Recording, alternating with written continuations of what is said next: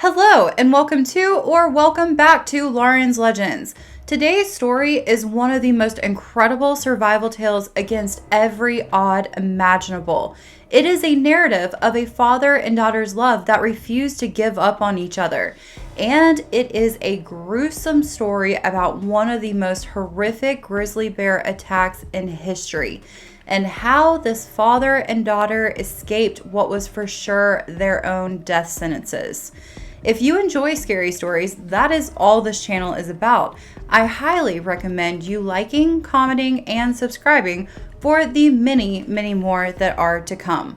So sit back, relax, and enjoy being indoors for this one. With that, let's jump right in.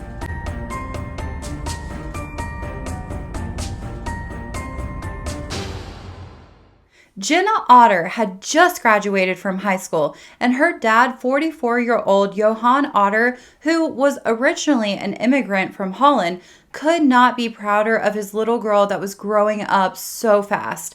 18-year-old Jenna had gotten accepted into a wonderful American college, and she was set to leave home and further her education in just a few short months. Johan knew that the time when she would be leaving home would come way too quickly, and he decided to plan an epic father and daughter trip. One thing that they both shared and bonded over was their mutual love for nature and the outdoors. Johan went all out for this trip and took Jenna to the absolutely gorgeous Glacier National Park in Montana. The trail that they were going to go on was only a few miles from the Canadian border. The area they were going to is arguably one of the most beautiful places in the entire park, and that is saying a lot. The mountain trails had granite peaks that would jut up and down on both sides of the trail, reviewing epic views. This region is known worldwide for its amazing diversity of fauna and thousands of different species of plants and animals. The extremely excited duo decided to get a very early start on the morning of August 26, 2005. Johan wanted to be the first hikers on the trail, and Jenna, in all her excitement, was perfectly happy to follow suit. After parking the vehicle and packing themselves up to the brim with all of their gear. Remember, these two were avid hikers and knew how to come prepared. Johan even made sure that they packed bear spray just in case. All ready to go, they set off on the Glacier Trail. This is a very advanced trail that begins at the bottom of a valley beside a swift current lake. The trail was quite strenuous and consistently gained elevation as you make your way beside of the Josephine Lake. Their goal was to hike up to the upper Grinnell Lake to see the Grinnell Glacier. The two were absolutely on cloud nine. The morning was perfect, and the fresh air was crisp and felt great as the sweat began to hit their brow. The views never ceased to amaze them in every direction they looked. Jenna would get even more pep in her step around every turn. Johan smiled to himself, so thankful that they were able to have moments like these together. Back and forth, they were singing little jingles and songs, knowing that that was a great way to let wildlife in the area know where they were, and especially since they were the first ones on the trail early in the morning. Being completely in the moment, the songs briefly stopped as Jenna got a little ahead of her dad in her excitement to look around the next bend of the trail. Then she suddenly came to a complete stop in shock. All she could think of to do is to hold her hands out to try to get Johan to stop. She looked back at her father with a completely shocked and terrified expression on her face that he had never seen before in her 18 years. Trying to keep her voice as calm and as low as she could, she told her dad that there was a bear about 5 feet in front of her. Having a lot of knowledge about bears, he whispered back to her very slowly, "Back up and come towards him." Her legs were shaking so bad that they were almost vibrating, and she took about 2 or 3 steps back and tripped over a rock, falling straight back and hitting her head. Johan had been so focused on trying to see around the bend that he didn't even have enough time to try to reach out and catch his daughter that now lay knocked out in front of him. He knew that he had to help her and witness the beast that she had run into. Moving quietly and slowly, he got closer and closer to Jenna and allowed his eyes to look up to see something straight out of his worst nightmare. In front of them on the narrow trail was a massive mother grizzly bear and her 2 tiny cubs at her side, and she was shifting from side to side, huffing and showing very aggressive signs that you would never want to encounter.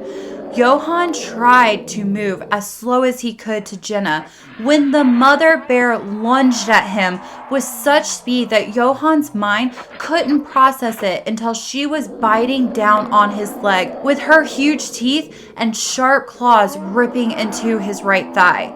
She chomped down on his leg twice and began to drag him. In the frenzied attack, he was somehow able to keep focused that he must protect Jenna, and when he looked back, he did not see her. His first thought is that she must have run down the trail.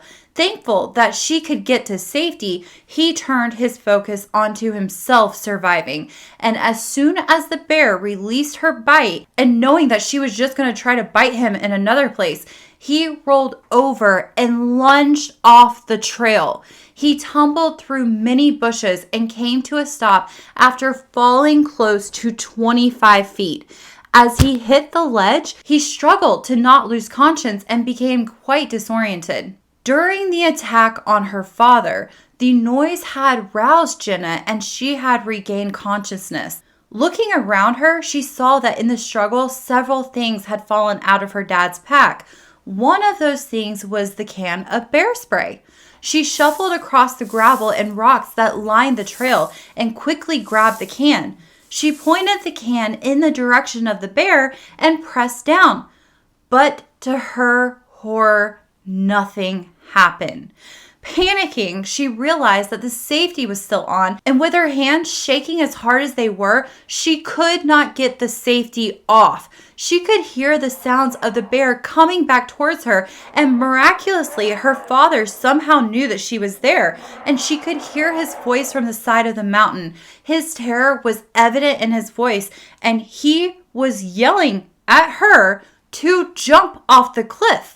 Would this be possible? How is that the only answer? Then she suddenly saw the charging mother bear, and with one look in the bear's eyes, she knew that her father was right. Dropping the hopeless can of bear spray, she threw herself off the cliff. But unlike Johan, there was no bushes where she fell, and she tumbled into a complete free fall with nothing for her to try to grab and catch herself. Then she began to hit rocks, bouncing off them and sliding down another sheer cliff face. Her shoes went flying off, and she continued falling, even passing her bloody father on a ledge until she fell about 50 feet, slamming onto a lower ledge, landing straight on her backside, severely injuring herself. The bear is still furious that she has, in her mind, not gotten rid of the threat and that her babies are still not safe. She begins to go down the embankment straight for Johan. The poor man had nowhere to go and no way to fight back or react. Remembering to get in the fetal position, he gets himself in a ball and he has his hands up trying to protect his head as he hears her getting closer and closer to him. The mother bear pounces on top of him with all of her weight of 400 pounds. The enraged beast sank her teeth deep into his flesh, and all Johan could do was release a guttural scream in agony as she bit into his back, picking him up and then slamming into the earth time and time again. Again, thinking quickly in his desperation, somehow this guy, he is able to push the two of them off the ledge and they fall another 30 feet. In a miracle, the bear actually broke his fall.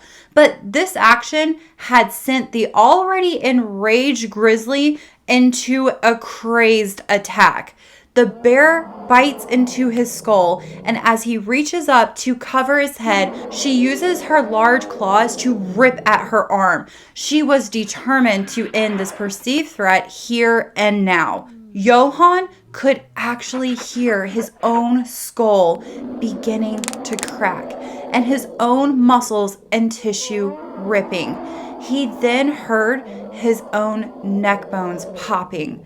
With one last-ditch effort to survive, for the third time, he rips himself free and throws himself off yet another cliff, having no idea what was under him, but that it would be a faster outcome than being eaten alive. Somehow, he lands on another ledge that the bear is unable to get down to this time. His tiny little moment of satisfaction turned into complete horror as he hears his daughter's terrified scream above him, and now he cannot move to come help her.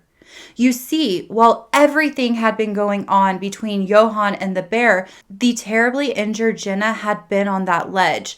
She had pushed herself up under a bush for cover. Her legs had hurt too much for her to try to crawl up for help, and she was just in a way a sitting duck.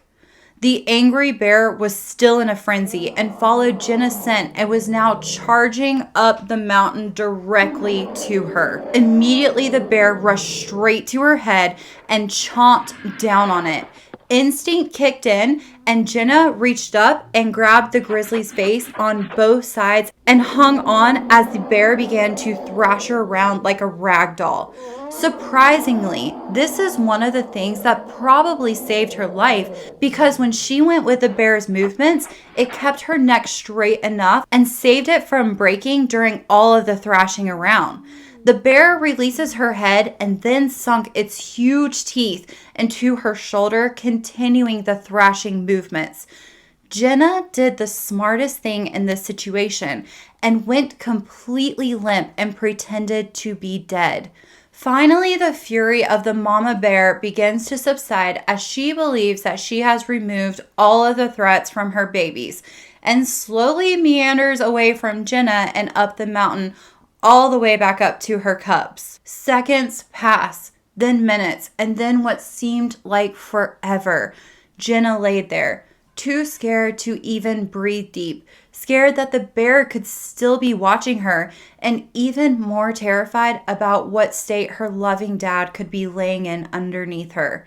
Many thoughts went through her mind. She wasn't ready to die, and she surely wasn't ready to face life without her father. Then she heard something, and for a brief moment, she wondered if she was dreaming or dying. Then she heard it again.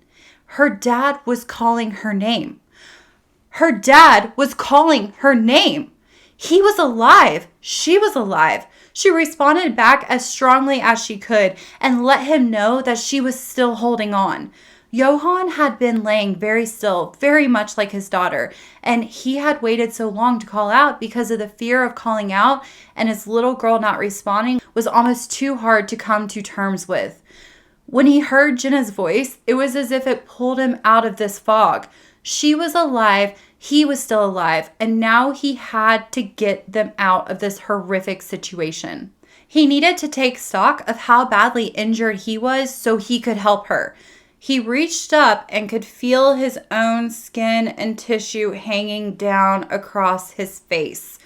He kind of just pushed it back where he thought it went, and he realized that he could still move, feel, smell, and he could still see, which was a bit of a surprise to him. He then reached up to the top of his skull, where the bear had been basically chewing on him, and all he could feel was skull. His scalp was gone.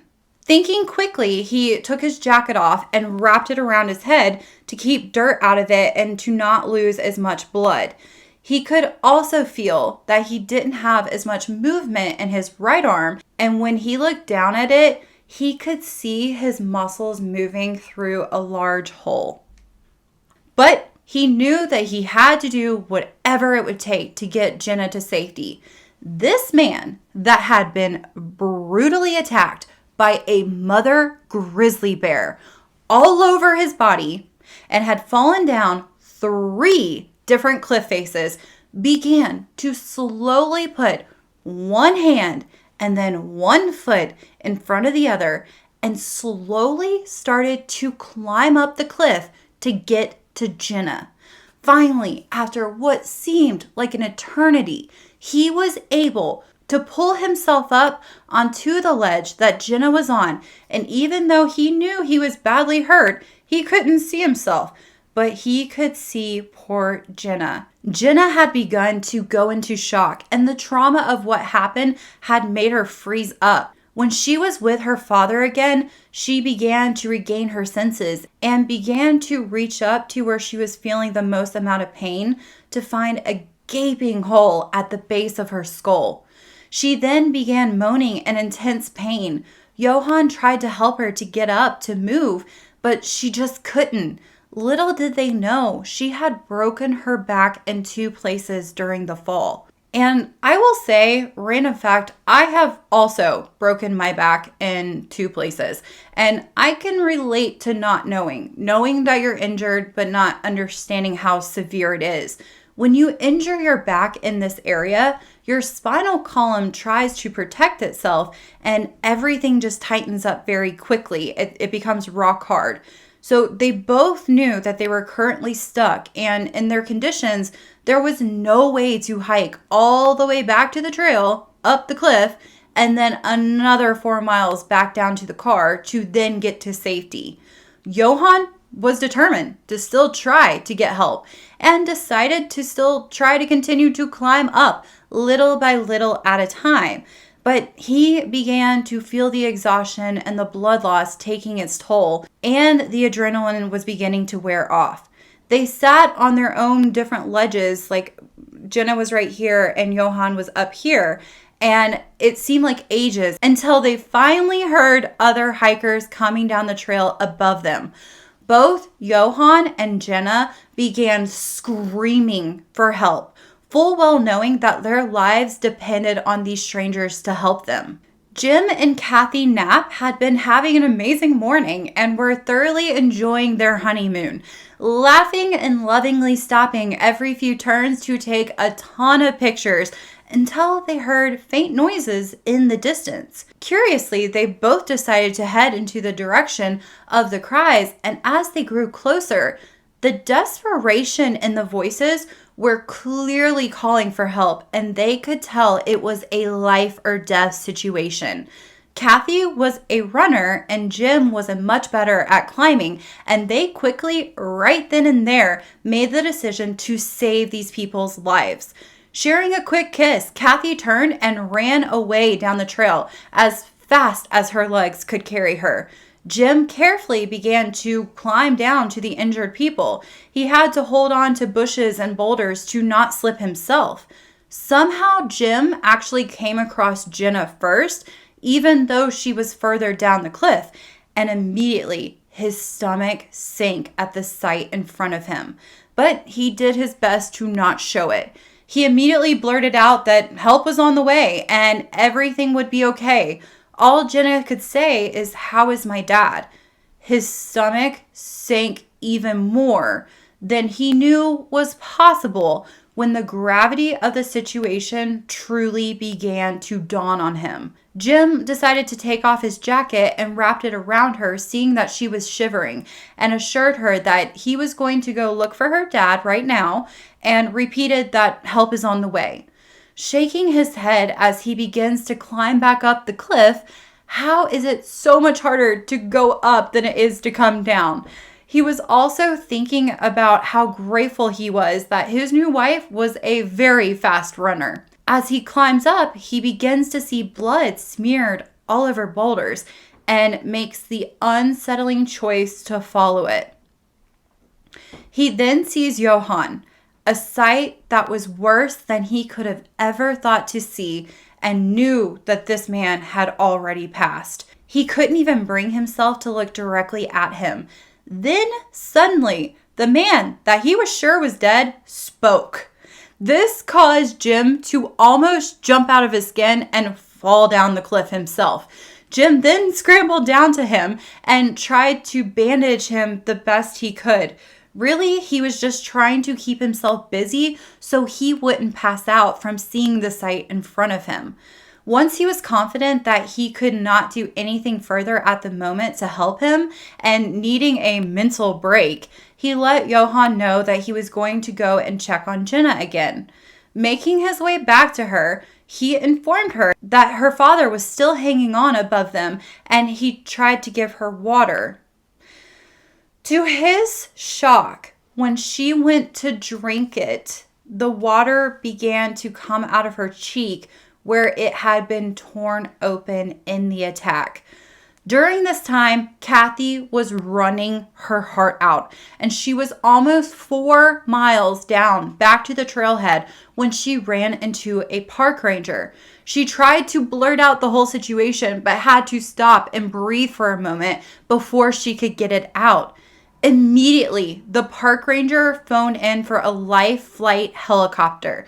The helicopter was on its way within minutes, and after the fact, the park rangers and the helicopter company have been praised because they moved faster to get to them than pretty much ever in history. The first medic that was on the scene was Gary Moses, and he immediately knew that it was now or never to help these people. And there was no way to try to do the normal rescue where they take them back up the cliff.